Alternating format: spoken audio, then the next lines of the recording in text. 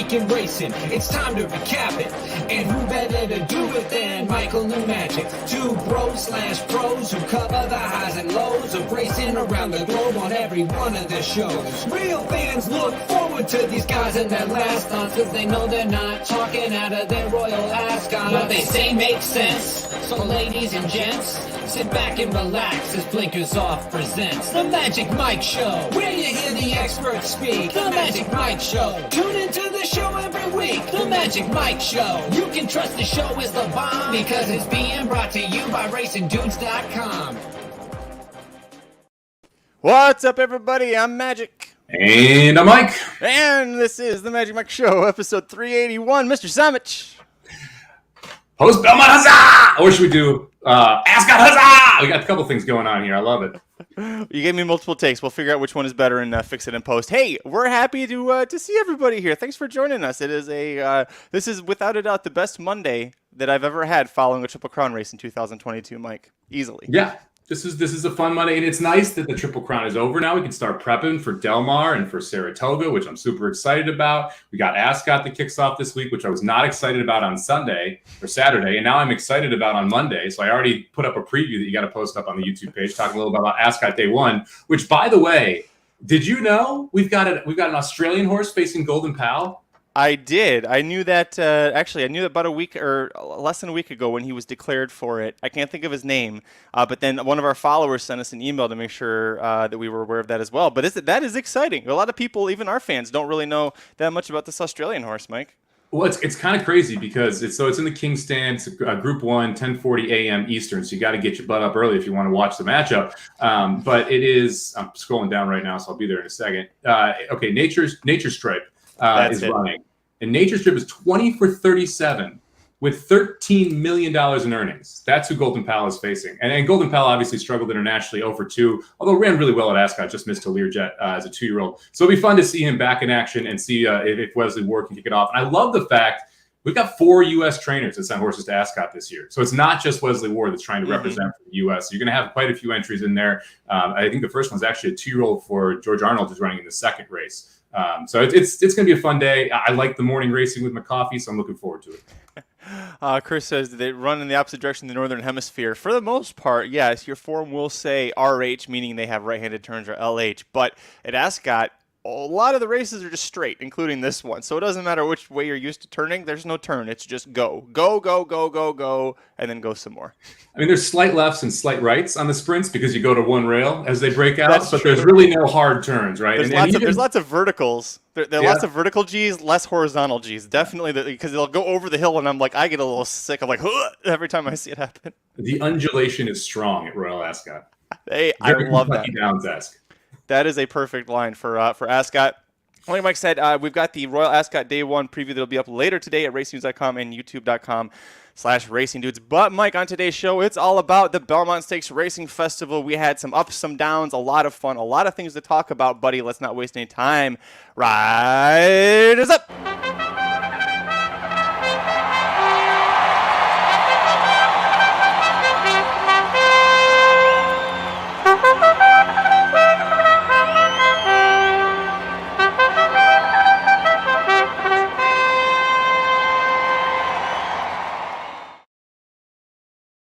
All right, Mike, let's talk about, that's the Acorn Stakes. Let's talk about the big one. That's the one everybody cares about, right? Yeah, the Acorn Stakes. No, race 11. There was some controversy there. That's going to be fun to talk about. We're saving the best for last. God bless the Asmussen Rosario drama that's happening. Let's start with the big one, the Grade 1 Belmont Stakes. 8 horses. I keep wanting to say boys, but Nest was in there, and very importantly, Nest was in there. Mile and a half, the test of the champion. It goes to Mo Donegal. Just a very impressive effort here, but I think just equally impressive the Todd Pletcher stablemate Nest. A bad start, kind of stumbled and got knocked around, and still a very strong finish. But let's focus on the champ, Mike. Pletcher's 4th Belmont win, the first for Mike Rapoli, who bought into both of the Pletcher horses this year. He's like, damn it, I'm winning the Belmont this year. So pretty impressive effort, right? Yeah, I mean, this was a very impressive, very expected effort from Mo Donegal. Even when you were able to go back and watch the races, you felt like this was the chance that he had the best, or the jewel that he had the best chance in the Triple Crown. Pletcher obviously skipping the Preakness to set up this Belmont run for Mo Donegal, who was able to sit a little bit closer to the pace. You saw a 1:13 6 furlongs versus the wicked pace that they set in the Derby, which meant that he was able to sit a little bit closer and still have a nice kick. I loved the ride from Irad Ortiz as well. If you go back and you watch it, he kept Modongo clear around that second turn. And really, the difference in the race was Nest's start and the fact that Nest didn't get to hit the go button until after Modongo had already spurted clear. When you watch the replay, I think Nest was as impressive as Modongo in this race and just didn't get the trip that she needed. Irad did a great job of keeping Modongo outside. And when asked, he absolutely went. I mean, we were watching it live, did the reaction, and we were all like, okay, when's he going to go? When's he going to go? When's he going to go? And then all of a sudden, Modongo just ranged up by himself. And then when the button got pressed, he just took off. And it's like not this like wildly fast horse, just this grinder, but he's going to keep running 12s on you all day. And that's what makes it so tough to get by him in these longer races. Hit play on the replay there, Mike. We can watch it back here.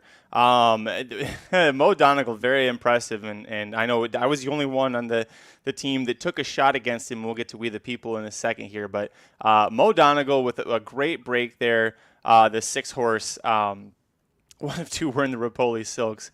A great effort from him. We the People, let's talk about him. He ends up finishing 4th, but I thought he did almost everything right in this position. There's one criticism that I had, and Mike, we talked about it on the live show leading up to this. We said the way that you need to treat this if you're Flavien Prat is you can't let them stay bunched up. If they're bunched up together on the backstretch, that's great for horses like Mo Donegal and Rich Strike and Barber Road, and that's not so great for We the People.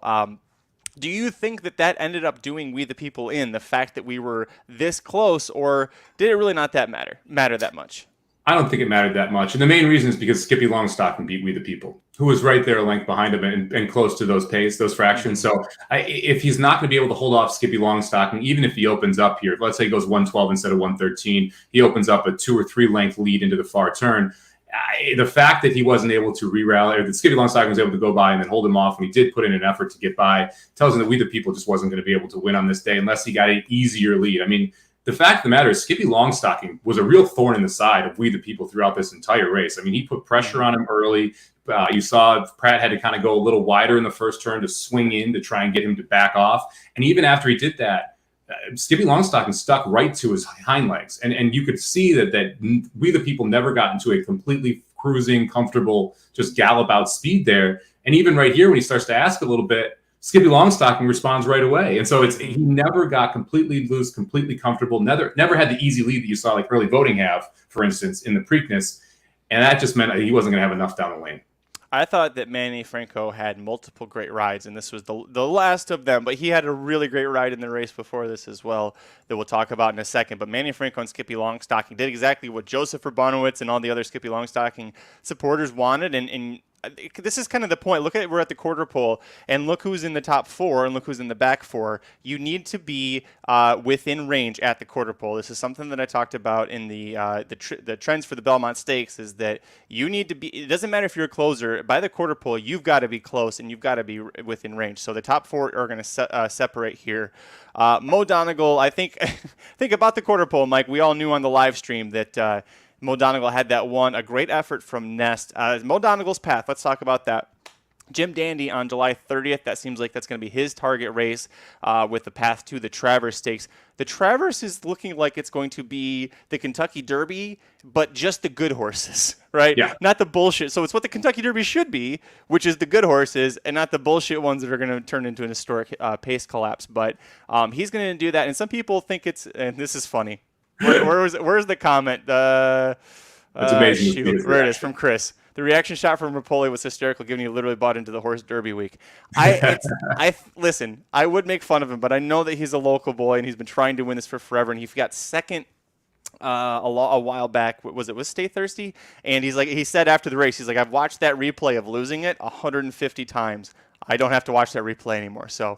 Good for him. Anyway, he does a lot for Belmont Park too, for the backstretch and Naira, yep. and Saratoga's backstretch as well. Donating dorms, a library, just a bunch of stuff that he's done that have been wonderful for Naira racing in general. So I don't really care when he bought in. I'm happy he was able to get one.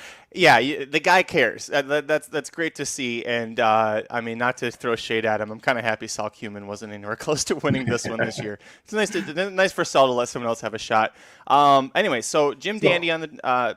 And then the Traverse, Pletcher's 2 Traverse winners, Stay Thirsty and Flower Alley, they did both do that path, Jim Dandy to the Traverse. So looks good for him. Ness is going to drop back to the Philly ranks, which I think is smart, a great effort here, but they're looking at the CCA Oaks at Saratoga and then the Alabama on the 20th being her main goal. Seems logical, right? I mean, this is a great Philly. Yeah, it makes a ton of sense to go that route. I talked to Dr. Miranda about this afterward. I wouldn't she loved every bit of this 1.5 miles. Let's be very clear. She loved every bit of the extra ground. Mm-hmm. I wouldn't be shocked if we see her show up in some of the marathon races long term. If that maybe you end up seeing her in some of those 1.5 mile races like we saw in the undercard here against your Warrants and your Lone Rocks and like horses like that, because she's better than. So she has the ability to be better than if she develops into it. You never really see fillies running those races, but it kind of fits what she wants. This 1.5 mile is clearly what she wants. Dennis says Rapoli can now watch the replay of Nest losing to Belmont 150 times. I did think about that. Sorry, what were you going to say, Mike? Well, let's focus a little bit on Nest. I mean, we mentioned the break.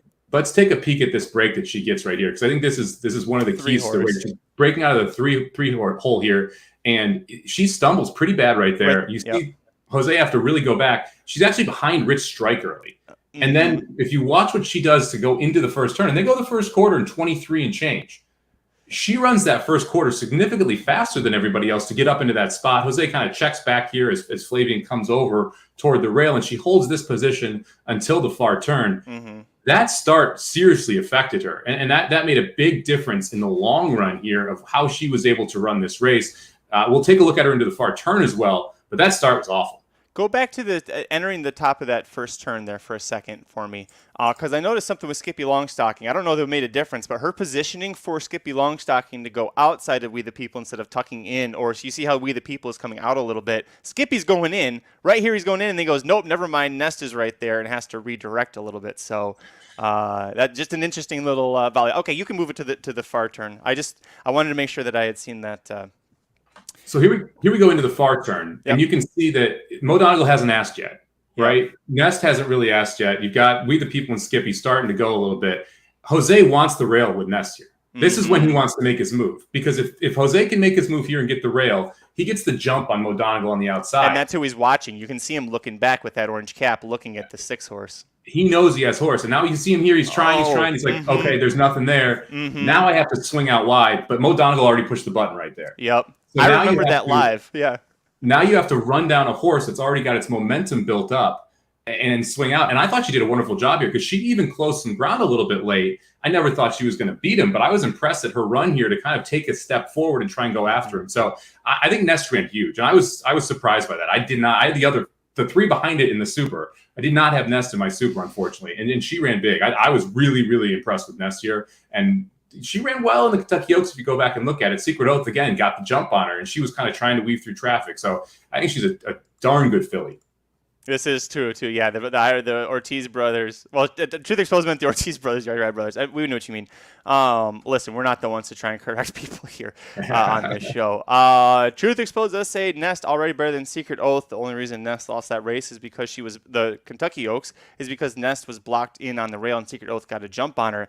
Okay, that's a great point. That's now 2 races at the Grade 1 level, Mike. We've seen that happen. So just an adjustment if you're the jockey is try and be careful with that. Now, Jose did the ground-saving trip. That was a good job. He just couldn't get out, and that's kind of the risk you take with trying to save the ground there. But what do you think about that? Secret Oath, Nest, where do you rank them, Mike?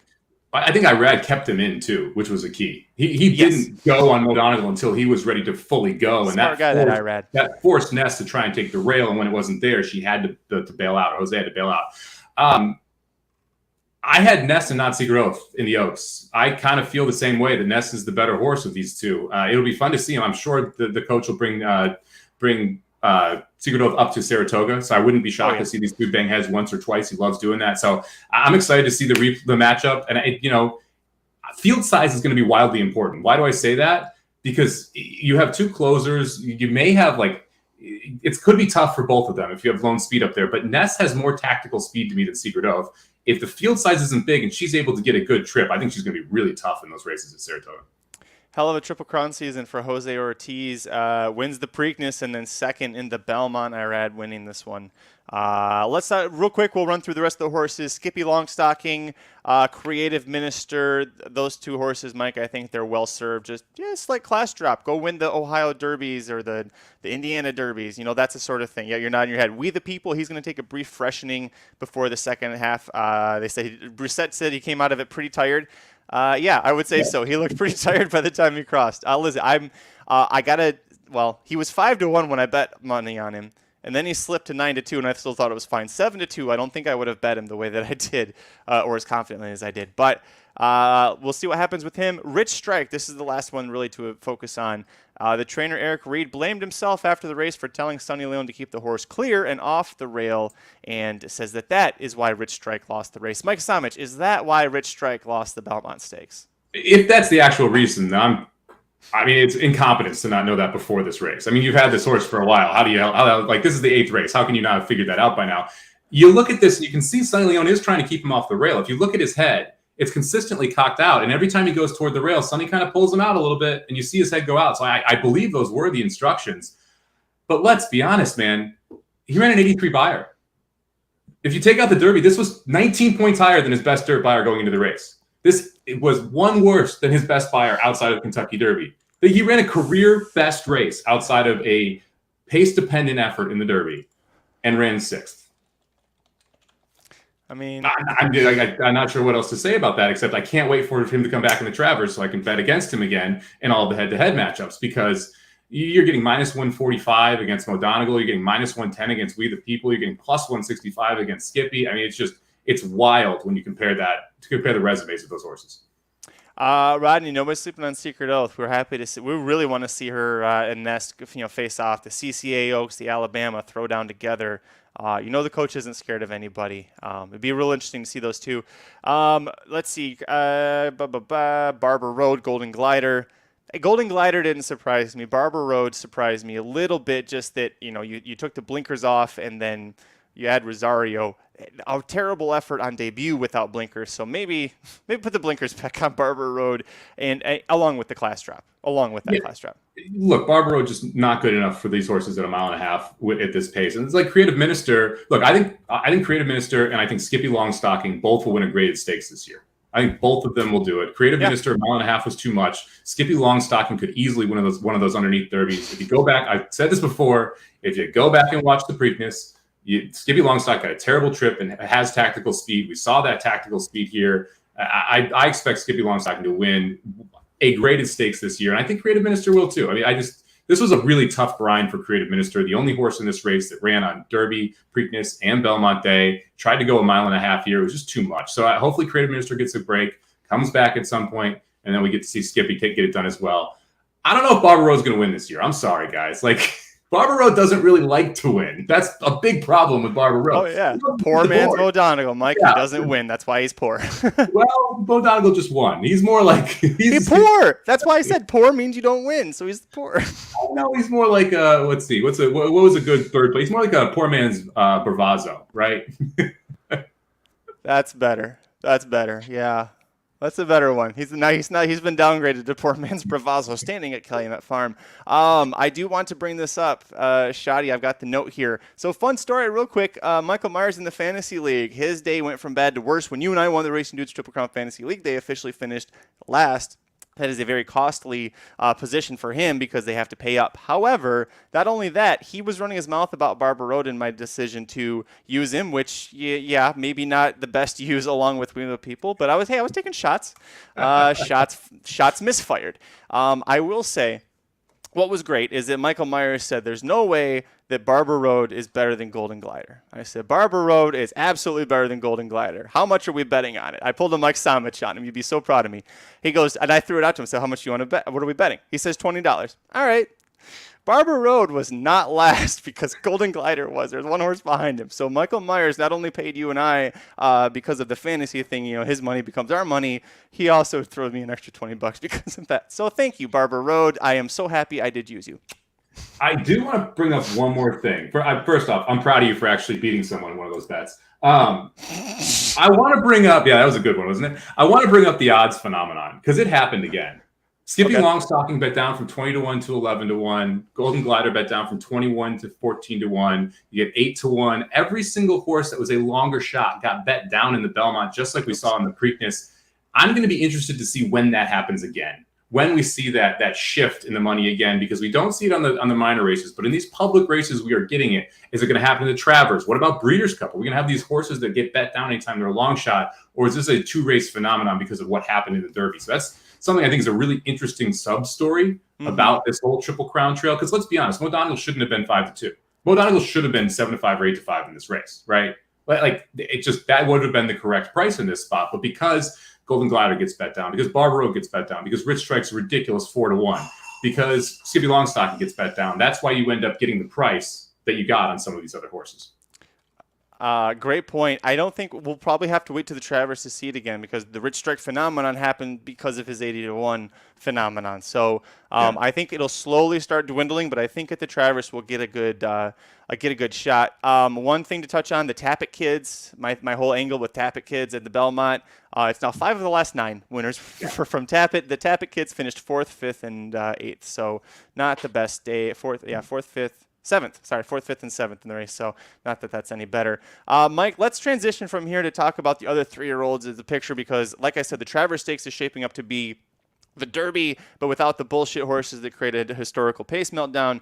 Early voting, Zandon and Epicenter all worked at Churchill Downs for the Jim Dandy. I mean, that is it. I mean, you've got Mo Donegal, early voting, Zandon and Epicenter all aiming for the Jim Dandy. That doesn't suck. Jack Christopher and Cyberknife are both aiming for the Haskell, as is potentially Taba, with Bob Baffert will be back as his trainer by that point. Taba could also possibly wait for the Shared Belief Stakes at Del Mar on September 3rd. That's a straight 3-year-old race. And then possibly whatever his next race is after that, they go Awesome again in Breeders' Cup Classic. So 3-year-old picture, kind of summarized it. How do you see things moving forward, bud? It's going to be a fun rest of the year.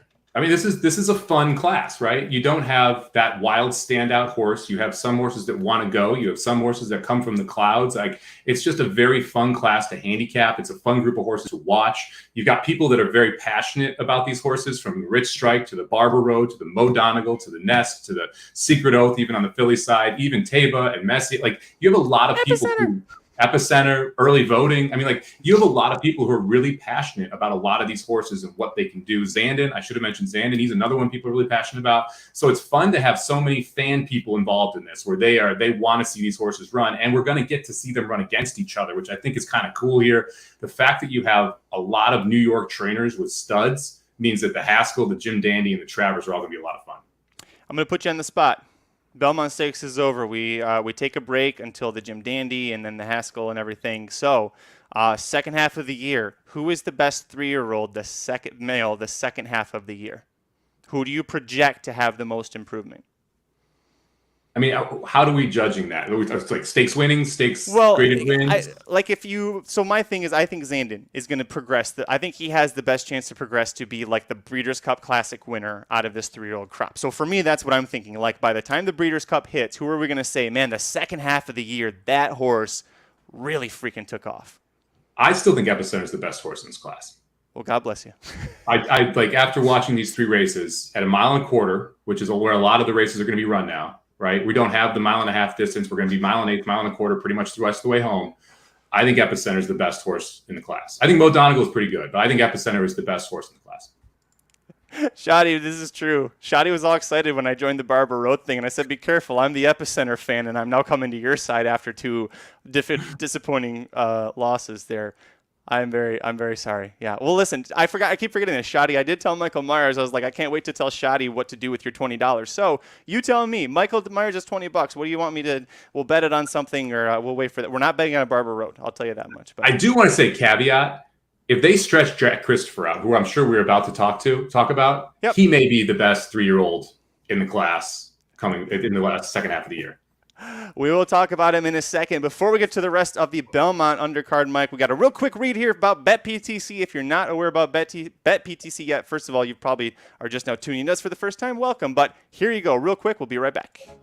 What's up, everybody? I'm Mike Somich coming at you here, and today we're excited to talk about a new partnership over at RacingDudes.com, BetPTC. We just went into a partnership with them, allowing our users to be able to get not only a $200 sign-up bonus after they bet $750 on the site, but also a rebate Aaron, you've been using BetPTC. Tell us a little bit about the rebate that you can get. Yeah, it's been absolutely fantastic. You get up to 4% on your win wagers, 8% on exotics. And the great thing about it is with a lot of rebates, well, you don't get them at all with some. And with some, it takes a while for it to hit your account. Not with BetPTC. Immediately when that race goes official, A, you're going to get your payout, hopefully, because you've cashed your bet. But B, that rebate hits your account immediately. So if you bet $100 on a race, guess what? Or let's say a win, you're going to have $4 in your account immediately when that race goes official. And like I said, up to 8% for exotics. It's pretty awesome. Make sure you check to make sure your state's eligible for both BetPTC and the rebate, since it does vary from state to state. If you're looking to sign up and take advantage of a $200 bonus, just click on this sign up now button here at betptc.com. Make sure you enter in all your information, scroll down to the bottom, and make sure you include promo code DUDES when you're signing up to be able to get a $200 bonus after betting $750. That gets deposited right into your account, and then you're eligible to get rebates back as well. So make sure you check out BetPTC and give them a shot to see if they can earn your business. I always forget that that's there at the end of it. If you haven't yet signed up for BetPTC, make sure you do that as a Racing Dudes ADW of choice. Use the promo code DUDES, DUDES, and you get a $200 bonus once you spend $750. Mike, we're going to go through the undercard Belmont Stakes Day because this was a lot of fun, if not always successful financially for us. The Manhattan Stakes, oh boy, thanks for that. Started right off, poor channel maker. I mean, at that point, my heart broke because I knew this horse that I was so excited for, he had no shot. Let alone the fact now Trip Huven's gone. Yeah, I mean, that obviously took a little bit of bite out of the pace, although they did still go pretty quickly up here. I mean, this was kind of a one horse race and then an 8-horse race behind it. But yeah, channel maker breaking pretty much completely took his chances out. But to be honest, he had never had a chance in this race anyway. So I don't think it really mattered how he had broken. He could have broken with a rock up his ass and wasn't going to win this race. Look, Trip Huven goes right to the lead, and I actually love Satine's position here. I thought he was sitting a perfect spot because Trip Huven has given up these type of leads before. We talked about it on Friday with a 51-1 Chad Brown horse that got to the front and held on for third, just wasn't able to get it done. The next day, Trip Huven, 19-1, gets out to the front, and this time he doesn't stop. Not only does he not stop, he just gallops here. I thought this was a really impressive race from Trip Huven. I have no clue where it came from, but I thought it was a really impressive race from him. What's annoying about this, and there's no way of, I mean, it's why it's horse racing, right? It's why baseball has the stupid human umpires still. It's like there's just chance for error. And if you had told us as handicappers, channel maker's not in this race, so here's the setup. Okay, Trip Huven looks like he might go off and get to a lead. Did we think it would be this big and that he would run this huge? No, this was career best times a million. And by the way, second straight, well, the Belmont was a second straight race where Manny Franco here on the lead with Trip Huven. Just a smart race because entering the turn, you see that huge gap, and that's what you're supposed to do. That's what we the people were supposed to do one race later. Flavien Prat wasn't paying attention. That doesn't usually work, okay? Usually when you're up at 6 or 7, it's not a good sign. Like, you usually want to be up 1 or 2 lengths, comfortable on the lead. But, like, he went 113, 136 for the mile. This isn't like this is a short race. This is a long race. And so to go 113 and then 136 for the mile is wildly impressive here from a time perspective. I mean, when you're going this far, you don't expect to see a horse do that. And so I thought this was just really impressive. He even came home in 159. So he did a sub 24 final quarter after setting the pace. And it's not like speed was doing great on this turf course either. So just a really, really awesome effort here from Trip Huven. Gufo runs up, Adhamo runs up, but this was really a one-horse race. Again, I'm most disappointed in Santine here, who arguably sat the best trip behind Trip Huven and just empty down the stretch. But this was just a nice effort here from Trip Huven. And, you see Rock Emperor trying to run on. You got the 8, he's trying to run on, but there's no one catching him. Yeah, Santine, I'm with you. The biggest, other than channel maker blowing the start for me, I think, especially odds-wise, Santine at 7-2 was your second choice, and there's other than the fact that maybe he just is gassed and needs a break now, I can't come up with a reason for why he just flopped like he did. He did have to get his shoe repaired in the paddock right before the race. I'm not a horse person, so I couldn't tell you if that actually means jack shit for a horse getting ready. Maybe it threw him off a little bit, but for him to run that flat, unless he did lose another shoe or something, I don't know what happened with Santine. We'll see what happens with him moving forward. Gufo, this will be interesting because to see how you and I interpret this. I have been against Gufo almost all the time. I was against him here as far as a win goes. And in this case, I proved correct. But for me, Mike, what it comes down to, I think Gufo is a play against when it comes to big fields. When it's a big field race like this isn't the time I want to play Gufo. If he's only got 4 or 5 horses to chase down, ironically because he's coming from the back, that's when I want to play him. But what did you think about Gufo here? Well, that wouldn't work out so well last time either, because he had 4 horses to try and chase down, and he ran second to Highland Chief, who was 19-1. Look, first off, this is Nick's dead on. He didn't just win on a loose lead; he just dominated the race. I mean, this wasn't one where he just was out there up front and got a slow pace. No, he just ran away from him for 1.25 miles, and everyone else was like, "Where the hell did that horse go?" This is officially we like the first year we did this, right? 4 years ago. Man, I can't believe it's been that long. I think it's 4 years ago, maybe 3. When Sadler's Joy was out there, we called this the unplayable favorite division. We are back to that. They're just trading wins here. And you're not really sure which horse is necessarily going to step up and do it, but you can't take the short prices in these fields because you have goofy things happening every single time. You had Highland Park at Cavalry Charge at Fairgrounds. Now we've got Triphuvan at 19-1 here. Just every one of these longer turf races are producing prices, and it's really hard to play anyone at 2-1 when you have so much just turmoil going on in every one of these. It's just I can't take favorites, and that I didn't use at Hamo at all. I had Gufo on one ticket. I didn't have Gufo on the press pick 5, which Latriska. So like I just don't think you can include these type of horses unless you're getting the right price. And you should always beware of the Chad Brown Rabbit at this point because it almost happened 2 days in a row. Tournament wise, that's one lesson I learned from the Manhattan. From this weekend, just play the Chad Brown Rabbit in a tournament race. It's probably gonna give you one hell of a thrill at least. Last horse that I wanted to talk about. I don't know about you. We both were excited about the 5 In Love for Paulo Lobo, and kind of like Santine is sitting right there with a chance and just didn't pick up the feet. First time really in America going beyond a mile. Let's cut it back to maybe 1 1/16, 1 1/8. I think 1 1/4 was too much. Yeah, I'm out of love in this horse. Let's be honest here. Paulo Lobo every now and then jumps up with a price. I don't hate the use in this spot because I do think that I was expecting In Love to run better, but I mean, you got to get the price. And the price was right. And so it's one of those where, I'm going 5 deep and I'm playing 4 of 5 prices. I don't mind using In Love. But yeah, I don't think 1 1/4 was what In Love wanted here.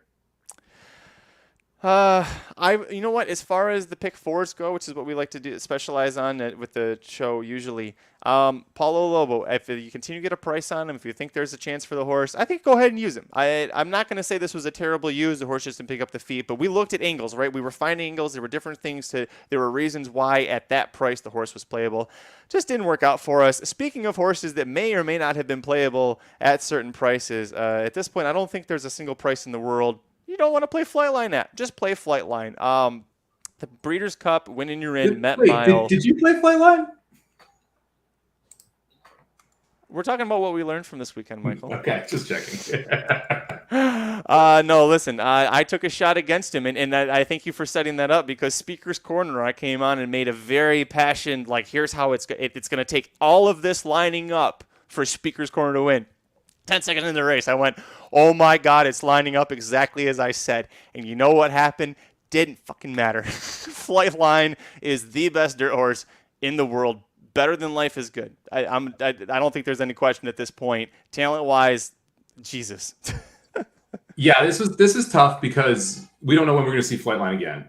And this horse is a absolute freak. He won by 6, and that's the closest anyone's ever been to him. He won by 6, and that's the closest anyone's ever been to him in a race. Stretching out, didn't look like it was any type of issue going to 1 mile here. Can he go longer? Probably. I mean, this is a horse that could try those 1 1/4 distance classic distances, has the pedigree to be able to stretch out. So it's going to be interesting to see what you do with a horse like Flightline here, and then how you manage this horse's campaign. Because the big thing that we're all concerned about, right? It's a fragile horse. When are we going to see Flightline again? Where are we going to see Flightline again? Will we see Flightline again? Listen, that start for Flightline, trust me. When I saw that, I got so excited, and I didn't say it. I on the live stream. I tried to contain myself because the race just started. You didn't Thank contain God. yourself at all. You're like, I said that. Look. He broke in. I told you he would. And then Speaker's Corner came over. Like, I said he'd do that too. That's true. So you did not control yourself. I was very excited. Fantastic race, Flightline. It sounds like either the Whitney or the Pacific Classic will be next for him. If he was a normal horse, Mike, I would say, why would you ride this horse at 1.25 miles? Why not stretch him out a little bit less and then aim for the Breeders' Cup Classic for your stretch out? I don't know. Any distance, anywhere, on dirt, just throw him out there. He's going to win. Aaron said it perfectly on Dude to Bet Sports that it's like how Jerry would say with Mitole. Is he in the race? Play him. That's all. Play him single and move on.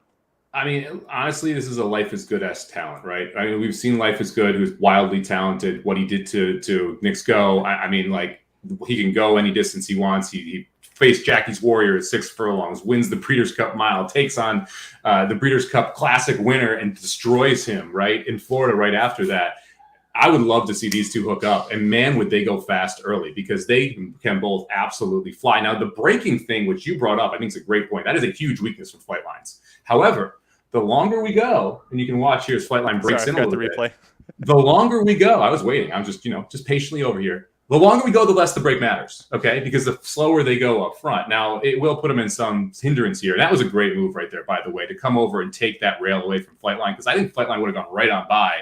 And then right here again, you see him pinch in, take the rail away from Pratt. Pratt then has to decide, okay, I'm going to back it off. I'm going to wheel around. I'm sick of these games that he's playing with me. And then you just see how good Flightline is around the turn when he literally eats Speaker's Corner for lunch. Curtis, this is hurtful but true. Flightline made Speaker's Corner look like Rich Strike. And Speaker's Corner, like, don't get this wrong. This is one of the best horses in training coming into this race was Speaker. I could 5-2 on Speaker's Corner. I was like, this is. But then you see Flightline and you see why. Like, it's ridiculous. Everything went wrong for Flightline. Everything went wrong for Flightline in this race. Yep. And he won by 6. Yeah, he had the day's highest buyer, the weekend's highest buyer. If I was their connections, I go straight to Pacific Classic, 1.25 if he's healthy, because you've got Life is Good aiming for the Whitney. You've got a lot of great horses in New York aiming for the Whitney. What do you got in California? Express Train? Stiletto Boy, who he's already dusted? Like, okay. I'm still salty about how this race ended. I thought in the lane I was going to nail my triple, my 1-3-4 triple that 4-3 triple that I played straight and I was talking about. And Aloha West, man, just not a good horse. Like, maybe it was too long. Maybe the distance was too much for Aloha West. I have not been impressed with these horses. Obviously, won a pace marathon at the Breeders' Cup, was able to take advantage of it at a nice price. Done nothing since. I mean, this is, again, how you aren't able to get by Speaker's Corner. It was shocking to me. Well, not shocking. It was frustrating. See, and I think, again, that shows it goes to the talent level of Speaker's Corner. For him to be able to do, he didn't quit. He just kept digging in. Let's see. But next for him, for the grade 1 Forgo at Saratoga. So they're going to keep him one term, which is perfectly smart. Happy Saver. Mike, is he the safest big day exotics bet that we have going right now? I feel like you can just pretty much trust that Happy Saver is going to hit the board, get second, get third, and maybe one of these times at the right field, he'll actually, win a race again. Well, I think that Pletcher kind of needs to decide what he wants to do with Happy Saver. Okay, we're like the way that he has run this horse here. So the last 5 races, right? Mile and a quarter, mile and a quarter, mile and 1/8, mile and 16th mile, right? You don't have that distance where he's able to beat anyone who is the best at that distance. I think Pletcher's trying to search a little bit to figure out where that is. Obviously I thought he ran well here. I mean, he beat everybody except the Freak, so you can't really take anything away from him in this spot. But do you really think he's one of the top milers? And this was a one-turn race. You haven't seen him go one turn since he ran a mile back at Belmont to kind of kick off his campaign as a 4-year-old. So just a really interesting way that this horse has been campaigned. I still think they're looking for the best possible route for him. But, like, do you really want to send him to the Whitney after this? Like, where do you go with him? Is the Forgo go 7 furlongs? Probably not. Like, no. It's what do you do with this horse? Because he could probably win a bunch of grade 2s. He could probably beat a lot of the Kentucky grade 1 horses. But in New York right now, it's a murderer's row at the top of the list in every single category. Pletcher said he's going to stretch him back out. The mile he thought was probably a little too short, but they were trying to find a good spot. And he said we were hoping that the top 2 would link up and they would come back to us. And he was like, I was half right. So, a great job by Pletcher to put the horse there when we're all going. Even Pletcher's going. Mile's not his best distance. We just looked at who was there and thought, decent chance we can get second. Yeah, and he did. Imagine if Jackie's Warrior was in that race too. Then you would have given him an even better chance because you have 3 horses out there that want to hook up and heat the thing up. Would have been interesting. Nick says that Jackie would have been hard for Flightline to catch. I disagree respectfully, Nick. You're great mind. I think that the mile would be too much. Jackie's Warrior, you saw him almost lose to I don't even remember who. The Pat Day Mile almost lost Dream Shake. Yeah. That's not a great thing that you almost lost to Dream Shake going a 1-turn mile. Keep it back at 6 furlongs. Asmussen said that's the goal. We're just going to do 6 furlong races until we can get to the Breeders' Cup, and then that'll be his last start. Mike, let's move on to probably your favorite race of the day, other than getting Mo Donegal. Well, no, I know what your favorite race was because you stole money, but we'll talk about that race one a little later. Casa Creed, back-to-back champion of the Breeders' Cup, winning your in Jaipur. He heads back to the Turf Sprint Stakes, or maybe. Let's talk about that in a second. But first, Casa Creed manages to rally past the top 2. Let's pull this replay up. We're going to watch this replay a lot, I'm sure. Manages to rally past the top 2 runners early. I think that is key because they finished second and third, and this horse had to come from way off and had to get a perfect ride to get the job done. So walk me through Casa Creed. You have been a huge fan of this horse for years. Yeah, I mean, look, this was just a classic Casa Creed effort. They had this horse going 2 turns. They cut back to sprinting, won this race last year, so like the track. This is a great racetrack for Casa Creed to sprint on because you have these long turns and a long stretch for Casa Creed really to get rolling. The 6 furlongs hits Casa Creed right between the eyes. You've seen him struggle a little bit going 5.5 at Saratoga with tighter turns. And this ride is exceptional. Just saves all the ground on the rail. The one horse that really makes a move from the back, you've got True Valor and Arrest Me Red up front. At this point, it looked like they were both going pretty well. You had Gear Jockey and Gregorian Chant right on the outside. It looked like they'd do something and absolutely flattened out. But Casa Creed rides the rail, stays inside as you see the one horse change of control, try to wheel out. And then as soon as he gets by change of control, pulls to the outside and just right there, you know it's over. When the jockey made that move, you're like, oh no, he's got horse. He's going to kick here. And that's exactly what happened. Casa Creed went up, went after him, and ran down Arrest Me Red, who ran a winning race for the second time in a row and just got beat by a better horse. Yeah. That's just fantastic from both of those. From True Valor, who gets third, a horse that missed over a year, and then this is just his second start back in over a year. Graham Motion takes care of that horse real well. Saratoga Slim was on the live show and reported that True Valor is just a tiny little horse, and you can see that. I mean, look at him. I didn't notice it until now. Arrest Me Red looks like he's about 2 or 3 feet taller than that poor little horse on the rail, but good effort there. It's that 8th pole. Well, I think on the live show we all went, oh shit, there goes Casa Creed. Which, by the way, if you played the live bankroll article, 3-4-5 trifecta box was the recommended bet here. And as soon as when the 5 passed the 3, I thought, oh no, this is gonna be a short paying. And then I saw Casa Creed coming. I was like, oh my god, this is actually gonna pay because we got the 4 over the 9-5 favorite there. So awesome job of the guide, real quick. Now, can I whine for a second? Sure. You know who I liked here, right? Casa Creed. No. I like Smoking Jay. Yes, Smoking Jay. 25-1. Okay. Or Smoking Jay. So the 10 horse. Let's look at the 10 hole right here. Okay, I can't. I don't know if you can see that. That horse. It's the gray horse. The gray horse. Yeah. Watch this break. Stops. Almost goes to a knee. Gets pinched like crazy. Plays pinball. So if you watch this watch this on the replay, and this isn't all that happened, and that's why I'm going to complain about this. So here we go. So they're going to break out of the gate. And I'm actually going to do a stable up on this horse later this week because I love it. But look where Smokin' Jay ends up. Absolutely dead last in a race where the only horse that really was able to close was your eventual winner. Watch him into the turn. He has to check again. And you know where he runs? He runs like 6th or 7th. He's in a photo for 6th after behind some of the better horses here. This was a monster effort that is going to look terrible on paper. But now you start to see him run up. He's going to start making a little bit of a move. He almost catches up to Casa Creed here. And we're going to have to tap on the brakes again around the turn. And then we're just going to have to start weaving through traffic. I think this horse actually ran pretty well. One of the horses I love to stable up are horses that I like in a race that then get a terrible trip that then I can go, okay, I think that there's something back here. So there you saw him have to check again. And here he has to check again. And now he's going to start to move up a little bit, ends up running 6th. So I'll do a full replay analysis on this, including the head-on, so you can see a little better on the turn. But the fact that he showed interest after all that happening tells me that he's actually a pretty good horse. And the fact that they sent him to this race instead of running him at Churchill, where he's 9-2 third choice, tells me that they believe in the horse as well. So I'll be back on Smokin' Jay, baby. That was a rough one. One horse I wanted to... Oh, okay. Let's talk about Casa Creed a little bit because I do have a couple of bits about him. He's going to head to the 4-star Dave at Saratoga, which is a mile-long one-turn race. Bill Mott is saying that 5.5 furlongs, which is what the Breeders' Cup Turf Sprint will be at Keeneland, too short. So they're actually going to probably, if he goes to Breeders' Cup Turf Mile, which will be 2 turns at Keeneland, that is not this horse's main target. The main target this year, Kentucky Downs. $1 million FanDuel Turf Sprint Stakes. Same Love purse as the Breeders' Cup Turf Sprint, but a much better setup for that horse. It's 6 furlongs, which at Kentucky Downs is closer to 7, which is exactly what this horse needs. So keep that in mind. No matter what happens between now and then, Kentucky Downs, Casa Creed, September 10th.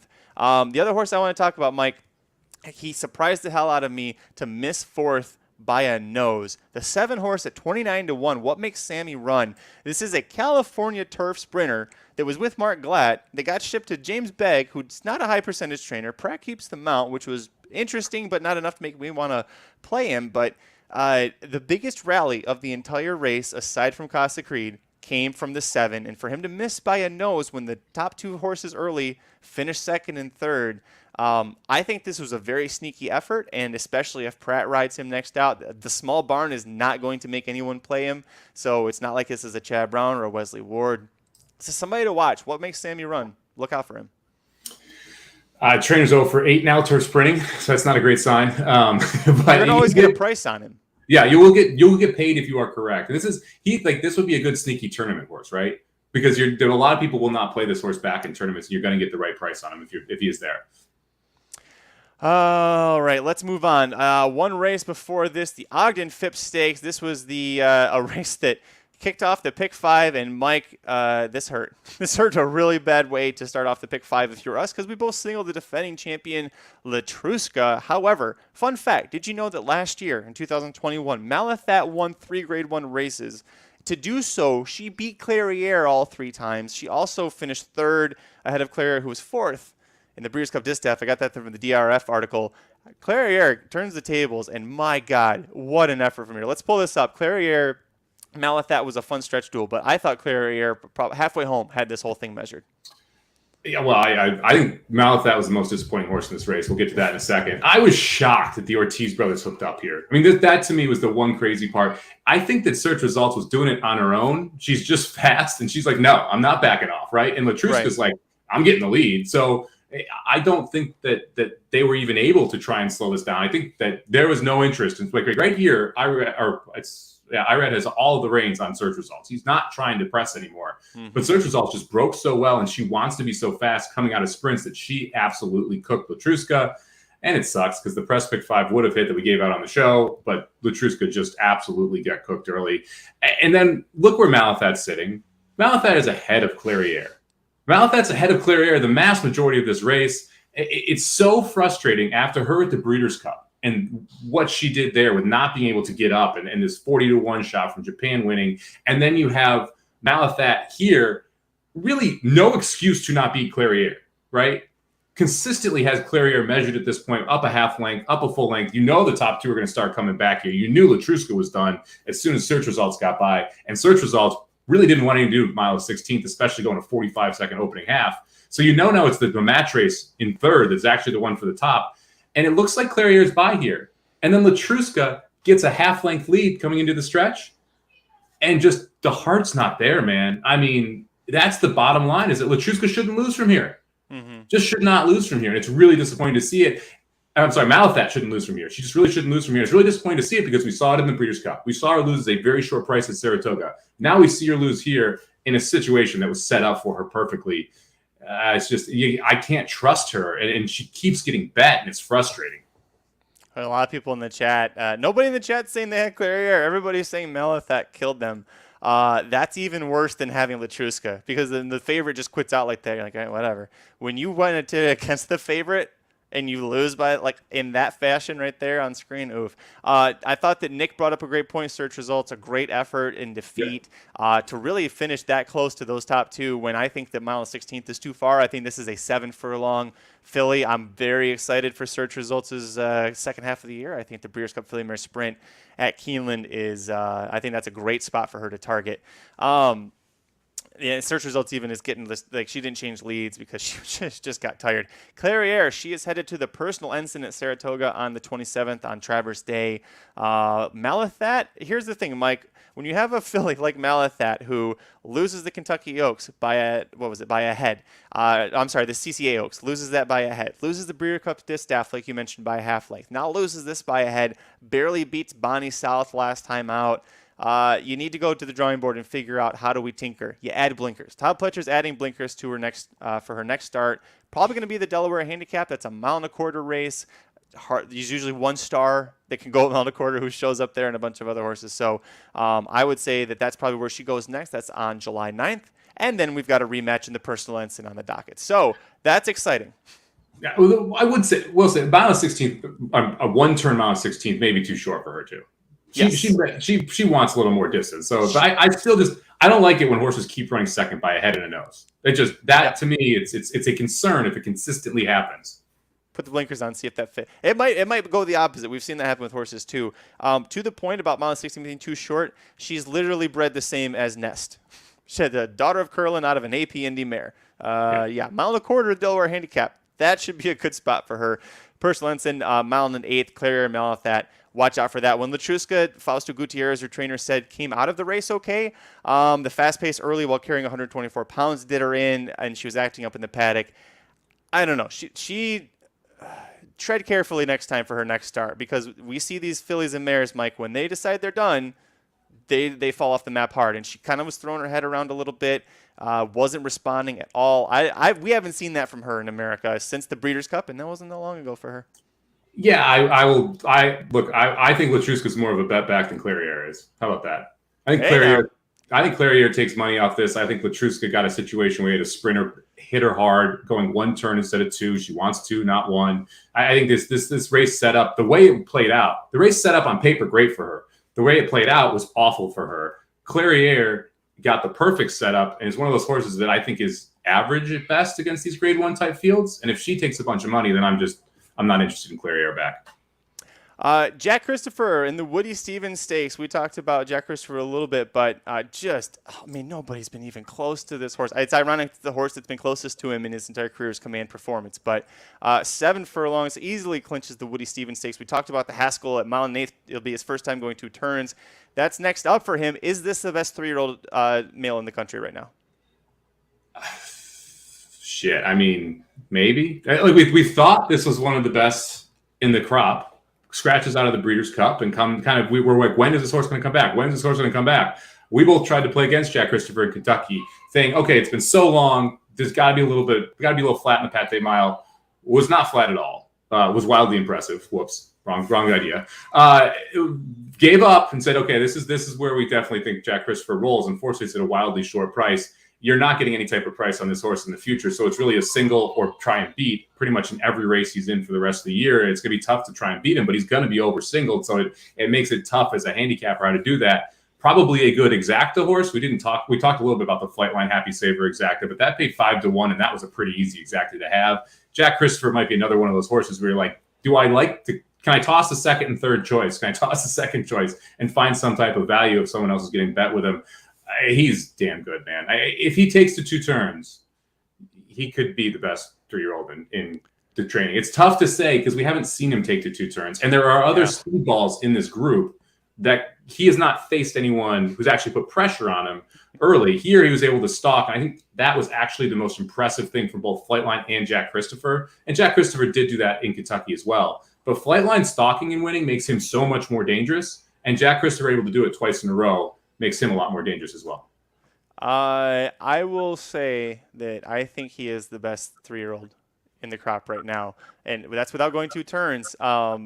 Because of what you said on the live show, buddy. You said that it was how impressive it was that he just shuts off. He can rate, he can sit back, he can let Provocateur do the work. He can whatever Jose Ortiz needed him to do, he did it, and that's a rare champion style quality to have in a horse. So very impressive for him. Papa Cap continues to prove he's been best at these longer 7-8 furlong 1-turn races. And Provocateur, I'm now a grade 1 placed owner at Belmont Park, so that's pretty exciting. There you go. Yeah, I thought, honestly, people are throwing some hate over at Morello. Morello and Witt really disappointing in this spot. And neither of them really picked up their feet. Neither of them were able to run on very much. I thought they were the 2 most disappointing. And Papa Cap, look, good horse, just got to stop running against Jack Christopher, right? I mean, that's the main issue for Papa Cap here. The way that this thing breaks out and they go, it's really impressive to see what Jack Christopher is able to do and the way that he rates and goes. And he seems like a push button horse, doesn't he? Like, it seems like as soon as they ask, he responds, and they don't ever really even need to touch him here in this spot. I thought this was really impressive to back off, let Provocateur go, Tip back, and then go out. Tip outside is exactly what we saw Pratt do with Flightline, and to know that you have the confidence in the best horse to be able to do that. And this is when the button got pushed, he just went. And you don't often see that type of turn of foot on the dirt. Again, the 2 turns is a question with him. We haven't seen him go 2 turns, but he kind of feels like a better version of Epicenter. Is that a fair comp, right? Like if he can handle it, that's kind of what it feels like. And the pedigree says he can handle it. So, I mean, you got to respect him a lot moving forward. I mean, he's Epicenter, but faster, a lot faster.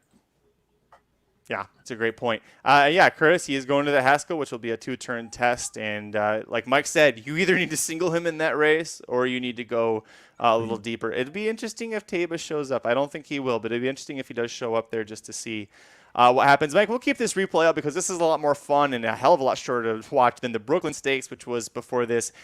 Fearless, really impressive effort. Todd Pletcher said they thought the horse could run all day. He proved it, going 1.5 miles. Next start for him will be the Grade 2 Suburban, going 1.25 miles on Belmont Derby Day.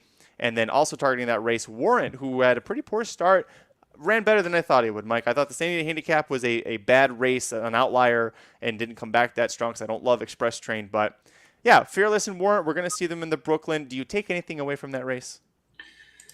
Honestly, if I'm going to take anything away from it, it's that Lone Rock, it's a field-dependent horse. Like we talked about this heading into it. He hadn't faced this caliber of horse before. We hadn't seen a Fearless, a Warrant, even a First Constitution, a Max Player, a Portos. All of those horses are better than the horses he was beating. Now, he ends up running third here. It actually ran pretty well. But he is field dependent, and you cannot take him at a short price against these type of fields. I thought he was, I mentioned it, I thought Echo Zulu and he were the 2 weakest favorites on the card, and Echo Zulu, obviously, we'll never know. Lone Rock never looked like a winner in this race. It's worth noting that the final time for Fearless here going 1.5 miles was 2:30.45. Mo Donegal 2:28.28. Both of them trained by Todd Pletcher, owned by Rapoli Stable. That's enough for that race. There's really you summed it up perfectly, and I really wanted you to talk about Lone Rock, so thanks for doing that. Before that, this was a rough way to start for the live bankroll article. Speak of the Devil left her race at Churchill Downs. She didn't bring it with her to Belmont Park. Broke slowly, but I don't know that mattered. Regal Glory. I mean, my God, this horse just continues to impress. Mike, what'd you take away from the Just a Game Stakes? I don't know what to take away from this race. Here, let me flip over. I'll put it back up. This one's tough because, like, how are you that bad from Speak of the Devil, right? Because, like, you can't expect Speak of the Devil to have this much of a non-effort. And that's exactly what it was. It was a non-effort. Yeah, the break wasn't great, but to not even pass, to only pass one horse in Legs Galore and not be able to get past the 4-horse in Italian, who she beat easily last time and was not this pressed, was ridiculous. But that is the bottom line, what Christopher is saying here. Look, Regal Glory was a freak. I don't think it really mattered what game Speak of the Devil brought. Jared brought up the point from a Rags perspective, Sheets perspective. Yep. Regal Glory was a standout over Speak of the Devil. Even from buyer perspective, Regal Glory's last 2 efforts better than Speak of the Devil. Speak of the Devil went off the favor because of the breathtaking move she made. She did not have any of that here. And so the question is why? The answer is I'm not sure. And we saw this from a couple Chad Brown horses over the weekend on the turf. The dirt horses all ran really well. The turf, we struggled a little bit. I mean, Regier wins that race with Bleecker Street, but Regier doesn't fire at all. Speak of the Devil doesn't fire at all. I don't know if they bounced or they just didn't like the turf. They wanted 2 turns. You don't know, but this was a rough effort. But let's not take anything away from Regal Glory, who right here is a length in front and absolutely looks like a monster down the lane. Sorry, I thought I muted that. I'm sorry. The Regal Glory she never let Speak of the Devil you could really get within range. The Jose never let Speak of the Devil get within range. And watching that on the turn, it was heartbreaking. It's just support Speak of the Devil because you're watching into the turn going, not going to win it. Not going to win it. Just no Regal Glory. Like if there was live betting at that point, you're like throwing $1,000. You're just going bet max on Regal Glory, right? They just no way. But let's talk about where they're going. Regal Glory could also go meet Costa Creed in the 4-star. Dave going 1 mile. Her goal is the Breeders' Cup Turf Mile, which should be no surprise. She does love to race at Keeneland. This is a horse who's now won 7 of her last 9 races. 3 of her last 4 races, all wins, were Grade 1s. The only one that wasn't was the Pegasus World Cup Filly Mare Turf, and it's not Grade 1 status yet, but I think Real Glory is going to at least push it to Grade 2 next year. Also, she lost the Just a Game. She finished 4th in the last 2 runnings of the Just a Game. So, if you look at her form, it's 1, 1, 1, 2 by half length, 1, 1, 1, and then you got those 2 outliers that are 4s. It's the Just a Game. So, turns the tables on that. Anything else to take away from this field, Mike? They went really fast. 132 is a really good mile. I know it's a one-turn mile. It's a really good mile. She also has tactical speed, which I think people ignore sometimes. She can sit a lot closer to the lead. Now, obviously, going 22.45, she chose not to in this spot, but she has tactical speed, which you don't see a lot from these Chad Brown horses. She doesn't need to come from the cloud. So I thought this was a really impressive race. I underrated her going into it, and that was a mistake. One more race to talk about. That would be the Grade 1 Acorn Stakes, and a pretty disappointing one, at least in terms of for horse racing fans, Mike, just because Echo Zulu versus Matarea was supposed to be the big showdown, and we were getting a price on Matarea. Echo Zulu was the favorite, and then Joel Rosario said that there's something felt off. Track Vet says that she was lame in the left foreleg, and so they scratched her there. Initial x-rays are negative, so that's good news. Even better news, Mike, if you were betting overseas, there's a chance that you could have gotten Matarea while we were watching Joel Rosario unsaddle Echo Zulu. Yeah, 165 was available. Crazy. It's always nowhere to go to find angles. Look, Matarea, I think, was winning this race either way. I'm going to be honest. Yes. I had Matarea over Echo Zulu. The way that she ran, I think she was going to beat Echo Zulu anyway. I give props to Joel Rosario, who I often take shots at. I'm happy he did the right thing by the horse. If he felt like she's not warming up, and he's ridden her quite a few times, if he feels like she's not warming up right, he should say something. And it Ascot was pissed. It actually does take some bit of guts to be able to step up and say, no, I don't think this horse is right. I don't think she should run. It sounds like it shouldn't, but it does, because you're pissing off the trainer, the connections, everybody else. And the chance that he says something means the vet is 100% scratching that horse. There is zero chance that the vet at the gate cannot scratch Echo Zulu if Rosario comes up and says something feels wrong. Because if something happens, like, the ramifications from that would either we'd never hear about it, or the ramifications would be vast and widespread. So, really gave the vet no choice at the gate, did what I believe is the best for the horse. So props to Joel Rosario for making that decision. Matarea is a stud. Let's just be clear. She is very, very, very good, especially, I loved this horse going at Churchill. I liked her going into this. I think she would have won anyway based on the way she ran. Not much behind her here. So it's really a paid workout, but she looked good in a paid workout.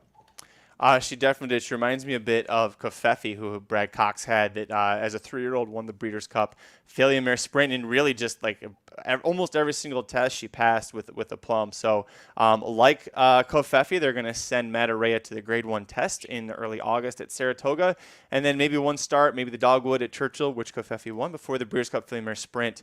But a really impressive effort from her. And we hope Echo Zulu, everything is okay, but you're right, especially with what happened with Lecrate. Luckily, Lecrate didn't break down and survive, but Rosario was riding her for Asmussen in a Fairgrounds Oaks prep, and she had to pull her up because something was wrong. So that's good. Yeah, Davey says we're still waiting on a Slim interview with Asmussen. If you missed the live show, lots of great moments from Saratoga Slim, including his just absolute excitement that Rich Strike had diarrhea right before the Belmont, and he got it on camera. But he also went up to Steve Asmussen out of the blue. Steve didn't know he was there and was focused on something, and Slim put his arm around him and tried to get a live interview, and the camera froze. Yeah. I wish it hadn't, because Steve Asmussen was clearly like, who the bleep is this guy? Right? That's first off. When it froze, his eyes were this big. I saw that. He's like, and what are you streaming to? And what is going on right now? He was in shock. It was pretty funny. Slim not scared of going after things. So it was pretty funny. Yeah, the restraining order might be for the interview, but it was an absolute blast to have Slim kind of jump in and out from the track and from the feed, and it's a different, unique perspective on the horses. We kept trying to ask him questions to get him to answer, and that didn't work so well. He just kept talking about whatever the hell he wanted to talk about, which at one point was diarrhea. At one point was it Polly D? At one point it was Asmussen. He did talk about the horses as well, which was nice. So it was a blast having him on and jumping in. Boys, and thank you. It was a lot of fun. It was great having all the guys on. I thought we did a great job with that. So we're going to keep that going for Saratoga, the bit in Del Mar, the big weekends. We'll be on for the live show, doing the late pick 4, pick 5, whatever it is, but lots of coverage. I'm glad you enjoyed it. It's a lot of fun. Yes. That is, I'm not going to repeat it for the podcast listeners, but it's just lots more poo-poo talk happening in the chat, and we'll leave it at that in case you don't want to hear it. But hey, if you want to hear more of us, we'll be back on Thursday. Until then, thank you so much for joining us for the Magic Mike Show. Mike, I haven't looked ahead yet. A little bit. I know that Belmont's got the Poker Stakes. Monmouth has the Pegasus Stakes, which is the prelude for Haskell Weekend. I feel like maybe we should go to Monmouth this weekend. What do you think? No whips, no Magic Mike. It's the rule. Can we get that? I mean that in a clean way, people. Don't take that correctly. Oh, come on. Us in the leather chaps. No whips, no Magic Mike. Come on. I guess that's fair. Davey, the first thing we had in the comments, he says, "Can you design a new Magic Mike shirt?" I mean, I think we just got our slogan. Yeah. No whips, no Magic Mike. I mean, it is the Magic Mike show, right? Yeah. Okay. Anyway, no, we're not going to Monmouth. I refuse to go to Monmouth. Chris says they have whips again. Do they? Are they fake whips or are they real whips? I think it's the styrofoam ones that are fake. I don't think it's legit ones. They're called pool noodles, Mike. Yeah. They're pool noodles. Yeah. It works well when it's water polo, but that's about it. Real quick, Magic. We got the Stanley Cup Finals starting Wednesday. Yes. Tampa Bay, Colorado. Who you got? Betting-wise, Tampa. When I was on the For Future Considerations podcast talking Derby, they asked. I said that the Cup goes through Florida, whether it's the Panthers or the Lightning. It's one of those two teams is going to represent the East, and it's who's going to be good enough. It goes down to goaltending for me. I'm an old school guy for hockey. Vasilevsky, I still think is the best in the world, and he just beat the best goalie this year. I'm glad you said that. Bottle of Casamigos tequila. I'll give you Lightning plus 1.5 games. What was the first thing you said? Bottle of Casamigos tequila. You said it so fast, I thought, what did you say? Bottle of tequila. I've been all over Casamigos tequila. Not even getting, there's a unpaid ad. I love this stuff. And so, bottle of Casamigos tequila, I'll give you Lightning minus or plus 1.5 games. So Colorado has to win the series 4-2. If it's 4-3, you win. I'll take it. I'm also had to look up first how much does Casamigos tequila cost because I'm not going to say yes. I don't know if this is Woodhaven or Woodbridge or Wood Duck or whatever Wood Beaver that thing was, but not wildly overpriced, by the way. No, I listen. If Colorado wins, Darren Helm was my favorite Detroit Red Wing from the moment he was a rookie in 07-08. And when he left and he went to Colorado, I went, that mother effer is going to make me root for Colorado in the Cup. So. It's win-win for me. I win a bottle of tequila, or Darren Helm wins a Stanley Cup and can retire on top. I love it. No, I was on VSiN earlier talking Stanley Cup Finals, and one of the things that we discussed was the fact that I like Colorado quite a bit in this spot. I don't think they're going to be flat at all game one. I agree with you. The big issue is goalie. They're out shooting their opponents 570 to 395 in the Stanley Cup playoff. That is wild, but it shows. And watching them, they dominate. So you have these minute possessions in the defensive zone if you're facing them. You just pray to get the puck deep. Then you're running over your bench to switch, and they've got Cal McCarr and they've got Devon Taves, who are defensemen that can take the puck coast to coast. And all of a sudden, you're in your own zone again for a minute, just praying to get it out. And they do it for 15 minutes of the period, and it is wild to watch them be able to dominate like that. If Tampa wins, Vasilevsky stands on his head in at least 2 of these games. I mean, and it's wild to me that the Blues, who I think are as good or better with Binnington than Tampa, was minus 325. Colorado minus 325 against the Blues. It's minus 185 against the Lightning. I think it's just priced too low. And by the way, our bet is plus 105, minus 115. The Lightning are the favorite. So we actually have an even money bet that we put it on. Okay. Yeah. Not trying to take advantage of you. Take it. I think Dr. Tang was either trying to get me to take the bet or is encouraging other slogans for the new shirt. Not sure which one of those it would end up being. Real quick, we'll get out of here because it's been long. Thank you so much, everybody, for joining us for this long show. Taba is, technically he's with Sean McCarthy at the moment. Taba will be with Bob Baffert. Do you know that, or is that the assumption? Well, that's the assumption. Okay. If you're Bob's best friend, Amrose Zidane, who stood up for him as much as he could. The second Baffert's back, you don't send Taba back to him, especially when Taba lost without Baffert. I would expect that Baffert gets a lot of these horses back. Yes. We'll see. But, we'll see. Jim, real quick, big week, Royal Ascot. It is. We talked a little about it on the top. I'm going to do a daily preview for Royal Ascot, talking about each of the group 1s or 2s that are coming up. So Magic's got to edit that because I didn't do it in one take. So they can go up onto the YouTube page. So we'll have some coverage there, just talking about the horses that are running. And I have a 30-1 shot I like tomorrow that I'm going to use in the Exacta coming out. Yeah, see, got to tease it a little bit.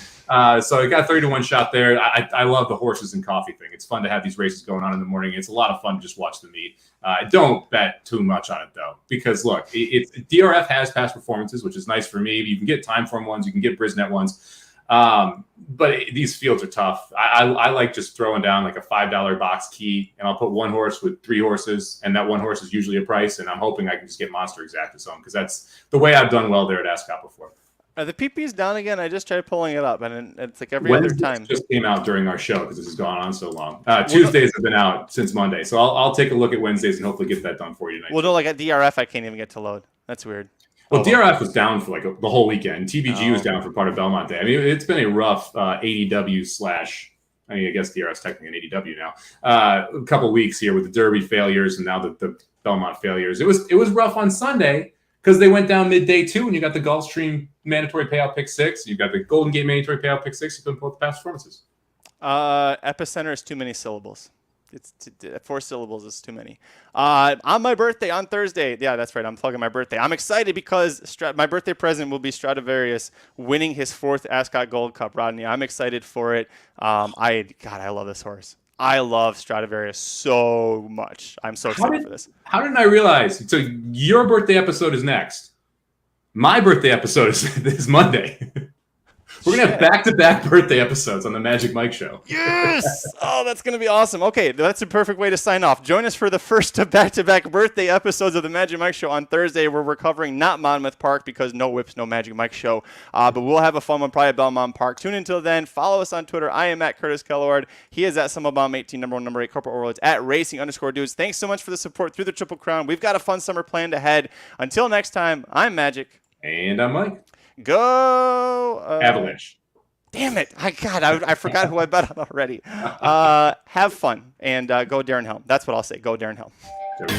This has been a presentation of RacingDudes.com, your destination for all things horse racing and sports betting.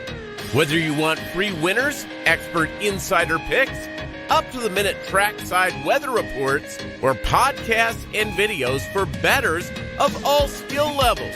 Never make another wager without visiting the Racing Dudes. First,